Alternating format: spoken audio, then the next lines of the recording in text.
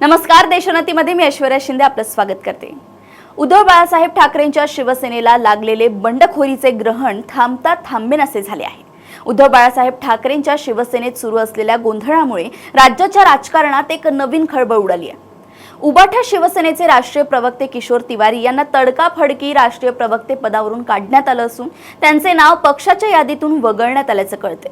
गेल्या काही महिन्यात उबाठाचे अनेक माजी आमदार आणि पदाधिकारी एकनाथ शिंदे गटात सामील झाले असताना आता उबाठा पक्षात तीव्र असंतोषाची भावना निर्माण होऊ लागली आहे। विधानसभा निवडणुकीत मिळालेल्या खराब कामगिरीमुळे आणि त्यानंतर वाढत्या मतभेदांमुळे शिवसेनेचे भवितव्य धोक्यात आले आहे।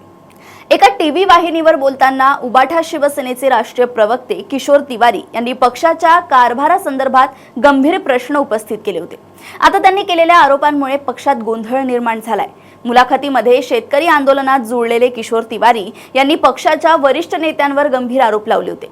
खासदार संजय राऊत, विनायक राऊत, अरविंद सावंत आणि मिलिंद नार्वेकर यांनी मातोश्री आणि सेना भवन व्यापले असल्याचा त्यांनी आरोप केला। पक्षात प्रभावशाली जनसमर्थन असलेल्या नेत्यांना पक्ष सोडण्यास भाग पाडले जात असल्याची नाराजी तिवारी यांनी व्यक्त केली होती। ज्या नेत्यांकडे निवडणुकीचं काम होतं त्यांना निवडणुकीतील पराभवासाठी जबाबदार धरले पाहिजे अशी मागणी तिवारी यांनी मुलाखतीत केली होती। किशोर तिवारी यांच्या या विधानानंतर उबाठा शिवसेनेने तात्काळ कारवाई करत त्यांना पक्षातून काढून टाकले। तिवारी यांना प्रवक्ते पदावरून हटवण्यात आले आणि त्यांचे नाव पक्ष कार्यालयातून काढून टाकण्यात आल्यामुळे तिवारी यांची पक्षातून हकालपट्टी झाल्याचे संकेत मिळतात। या हालचालींमुळे शिवसेनेतील गटबाजी आणि असंतोष प्रचंड वाढल्याचं दिसून येत असून पक्षाच्या विश्वासार्हतेवर गंभीर परिणाम झाल्याचे राजकीय विश्लेषकांचे म्हणणे आहे।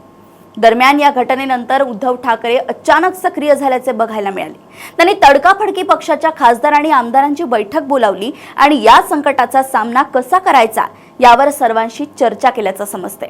खासदारांची बैठक 20 फेब्रुवारी रोजी झाल्यानंतर आमदारांची बैठक 25 फेब्रुवारी रोजी बोलावण्यात आली आहे। पक्ष एकसंध ठेवण्याच्या दिशेने उद्धव ठाकरे यांनी पावले उचलली असली तरी त्यात ते किती यशस्वी होतात हे आगामी काळात पुढे येणारच आहे।